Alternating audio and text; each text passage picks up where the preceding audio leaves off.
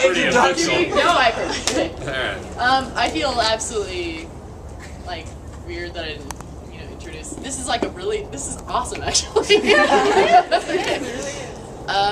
Okay, basically the upstairs neighbor has an interview. She could probably hear us right now talking. So weird. Just keep going. I'm trying to see a chick naked right now. Oh, this isn't weed. Oh, sorry. I'm like, I love you. This is Kris Flanagan. He's our feature for the evening. He gets the best treatment. Yes.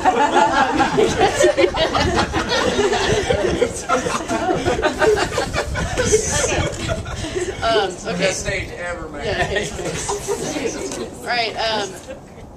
I feel like I've said this forever, but like me and Kris have been working together, and one night I came up to him. We were blackout drunk at a bar, and I'm like, I'm doing speak at this new space, Five Hearts Law, and I'm like you should be our fucking feature. And he's like, yeah.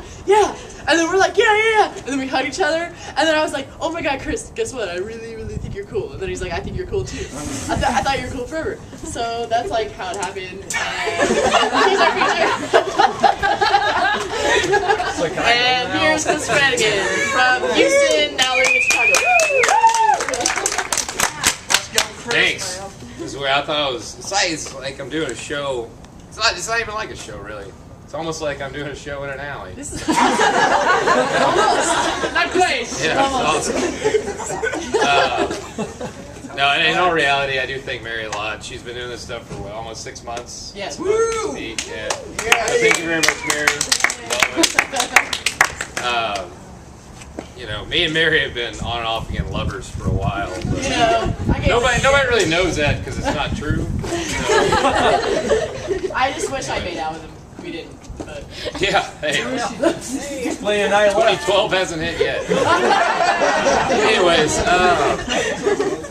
like I said, I've been coming to the spoken word events for a while, and a lot of people come up and they give readings of some of their favorite authors, or they read some of their own stuff, and they really pour their heart out. And I feel a lot like I've given less than I've taken from this.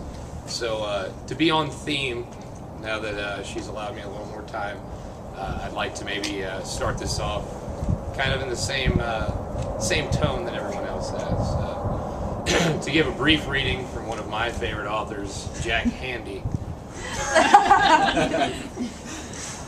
If trees could scream, would we be so cavalier about cutting them down? Maybe, if they screamed all the time, and for no good reason. Deep Thoughts by Jack Handy. All plagiarism aside, I scraped up a little journal I kept when I was about 10. I would say I was in roughly 5th grade. That I'd like to read to you, kind of bare my soul here for a moment, if that's all right. Call this elementary interlude. August 1st, 1994.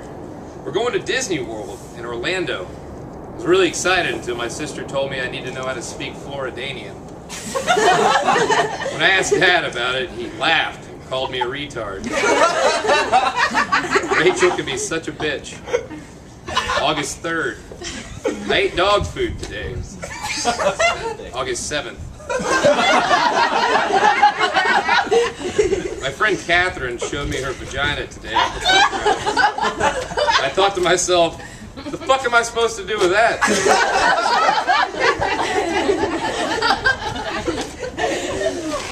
August 8th. After yesterday's witness in Catherine's vagina, I decided to check myself out. I noticed I had this third leg growing between my other legs, significantly shorter, doesn't grow toes. From time to time, I think I'm having a growth spurt, but then it just gets soft again. Dad might be right. I could be retarded.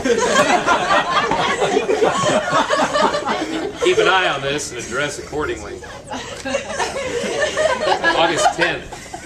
I addressed the hardening of my spurt leg by showing Dad. He laughed. He laughed and said, "Well, you're definitely not black." So I guess I am your dad. This leads me to believe that black kids don't have dads. Be sure to ask some of them at school tomorrow. The following day, August 11th. Don't ever, ever, ever, ever ask a black kid again if he actually has a father.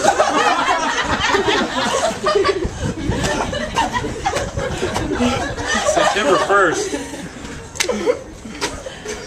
First day back from school after expulsion. To celebrate, I played in the sewer this afternoon. Mom got mad. She said I shouldn't do that in my nice clothes. This leads me to believe I own clothes appropriate for such situations. However, she did not specify. Looks like another case of trial and error. This could be potty training all over. September 4th, 1994. My math teacher insisted that I practice my fractions more often. So, today, Josh Morgan, who represents 1/5 of the retarded population, and Juan Rodriguez, who represents 1/1000th of the Mexican population, we're playing a game called Dick Tag. It turns out it's just like regular tag, except you grab each other's dicks. They asked me to play. I declined. September 6th, 1994. During lunch, we convinced Tony to stick a Cheeto up his butt and then eat it. He went home sick during math class. Tony's crazy.